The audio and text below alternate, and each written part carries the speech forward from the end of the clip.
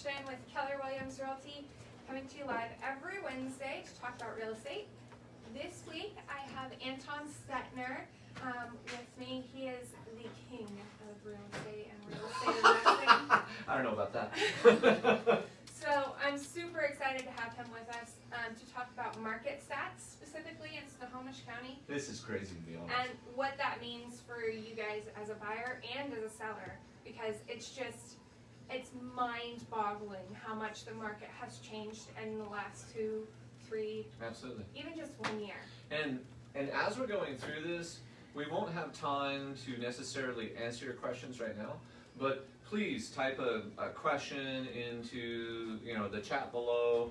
Ashton will come back through, answer them. If there's specific ones I need to jump in and help on, we'll answer them. But a lot of people have questions like, where is the market going? Mm-hmm. What's in store for 2022? Like, what's going to happen? Yeah. Or, hold on, let's go with our all-time favorite. It's gonna crash next year. We're hearing that a lot, honestly. Everyone's super scared of another 2008 Absolutely. and a big real estate crash. So I don't think we're going to see that. Anton? Do we want to go over that right now? I mean, real brief. Okay, the real brief of it is, I think the good analogy is we keep thinking Tom Brady's not going to win another Super Bowl, and yet he does. Okay? And the reality is that last market crash, real specifically, was due to lending getting really, really loose, Mm-hmm. and then lots of new construction. Yeah.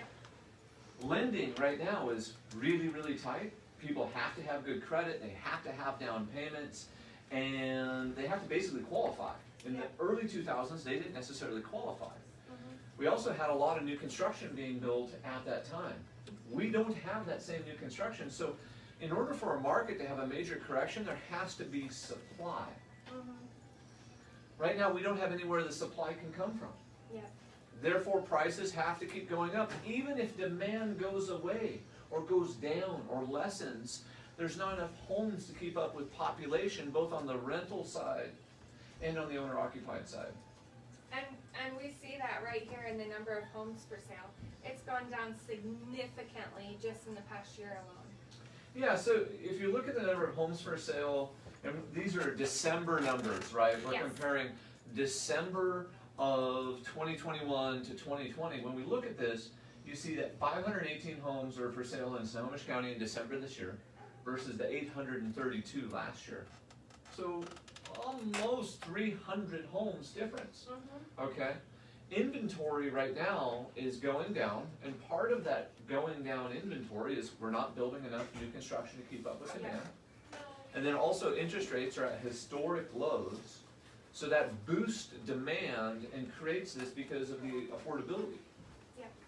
Okay, what's next on your list? So let's just go right in order. Let's go down the list. Okay, let's go down the list.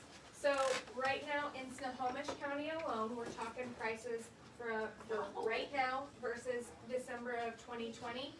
The average home price right now is $722,000.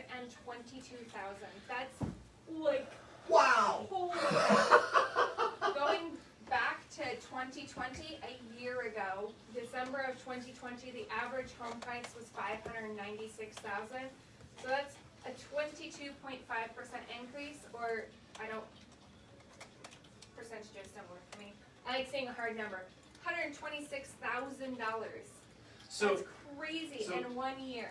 so this is normal. This is way above average appreciation. This was pent-up demand. This was coming back into the market. People starting to feel secure as we figure out, COVID and things like that. And then also, this is people moving out to the suburbs, Snohomish County, okay, being a suburb, moving to the suburbs. It's the work from home movement, but this is not going to happen in 2022. So you're still probably going to see above average appreciation. Yeah. Okay. Like, let's say maybe. Because supply is not necessarily going to correct itself. Exactly. There's no supply. So we have no supply. So, and demand is still there. And so what's going to happen is we'll see above average. Above average is, normal is 4 to 5%. we could see another 5 to 12 again, okay, above average, but you're probably not going to see 125,000, okay? Yeah. And from our perspective today, you're definitely not going to see the crash, that cataclysmic event where real estate just falls off the market because, oh, we did put it up here, there's 0.4 months worth of inventory. Okay, this is like trying to go to Costco right now and buy toilet paper during the early part of the pandemic. There's not enough houses to keep up with that demand, so even if inventory quadrupled, Yeah. 10x'd, if it 10x, we'd only get to 4 months of supply, and that's still a good market. That's still a seller's market.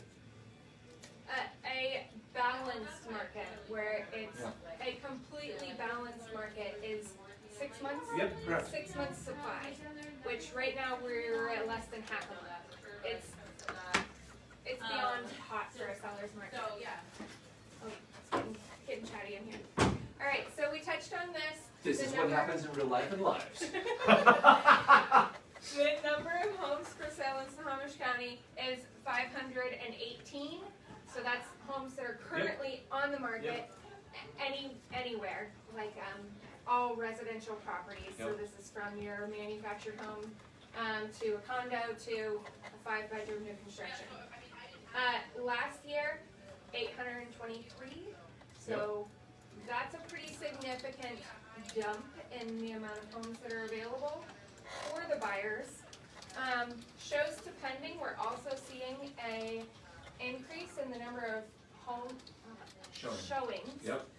So that means there's more buyers coming into a home before an offer gets accepted. Yeah, so another way to just say this is the average home had 24 showings and then the seller accepted an offer. We don't know how many offers they got, and based on these list to sales price ratio, we can instantly assume it was more than one Right. because the list to sales price ratio is higher. So 24 showings resulted in the seller accepting an offer. It resulted in the seller accepting an offer at an average of 105.3%. So when you talk about this average of 105, it really means nothing. If the average sales price was 700,000, just to make the math simple, it means the average home then sells for 735,000 based on the list of sales price ratio. Now realize, if it's a really hot one, it may get bid up more. If it's not as hot, it may just pay the market price for it. Okay, and everywhere in between. So just be thinking though, on average, whatever that list price is, add in a minimum of 5% for you to be able to purchase it. Okay? I mean, in December of 2020, it was still a hot seller's market. We're, There was no negotiations happening. They were getting full list price. yes. And it's just gotten way more. Well, and the reason for that specifically is we have less inventory right now than we did last year. So there's less for buyers to choose from. Right, Less homes for sale. right. Okay, so that's causing this bidding war. And then heading into next year, as that market heats up, we would expect to see the spring market possibly heat up even further than this. So this is one of those things, like, don't wait. If you're an investor, don't wait. If you're a buyer, don't wait. Because 2022 is just gonna cost more. Right. I bought my home in mid-summer of 2020. Yep, Summer is always a hot time. yep. Prices always Yep. go up in the summer. So I bought it in the height Yep. of 2020, and I have already gained over $100,000 in equity in my It's home. crazy. Yeah. So you can't wait. Yes. It will just be more expensive Yeah. if you wait until you're in a better place, or Yeah. you wait till the right one pops up on the market. By the time the right one pops up, it'll be too expensive. 100%. One last thing in relation to the market, another just kind of macro way of looking at this is we have less homes for sale this year and prices are up and we're in a hardcore hot seller's market in December. That's most likely going to continue through next year. Even as the Fed raises interest rates, this will cool down this appreciation. It'll cool down a little bit of the demand. But even that light cooling is still most likely not gonna move us out of a seller's market. We're still gonna be in probably a very strong seller's market for the next foreseeable few years. So even once interest rates Yes. rise, and so the demand, the affordability Yes. drops a little bit, Yes, we're still not gonna see an increase in supply in order to make up for that, to Correct. correct the market. correct. Definitely not enough to crash it, not even enough to correct it. It appears from all the data that we won't even be able to get to a buyer's market. Yeah. Cause like I said earlier, if we 10x our current supply, we would only get to Still weren't 4 there. months. That's a 10-fold increase, so, a 20-fold would finally get us into a buyer's market. The start of one. Anyway, the market's hot, hot, hot. If you're thinking about selling, do it now. If you're thinking about buying, do it now. Because the market will cool down a little bit mid to late next year as they start to monkey with interest rates. And the federal government, they never quite monkey right. So it'll overcorrect for a little bit, it'll undercorrect for a little bit. It's just how the government works. Okay. Thank you so much, Anton, for your time. Oh yeah. If you guys have any questions, please go ahead and comment below. I would love to be able to answer those for you. If you have something you want us to talk about next week, let me know. I am here every Wednesday to talk to you and answer your real estate questions. Thank you so much for joining us, Anton. Yep. Have Happy a to. wonderful week. Bye.